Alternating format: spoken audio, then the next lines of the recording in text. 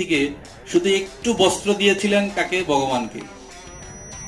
আসলে কি ভগবানের কোনো রক্তপাত হয় না? ভগবানের কখনো রক্তপাত হতে পারে না।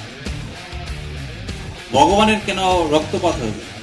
ভগবান তো হলো চিন্ময়, আর চিন্ময়ের কোনো কি নেই, কোনো রক্তপাত নেই।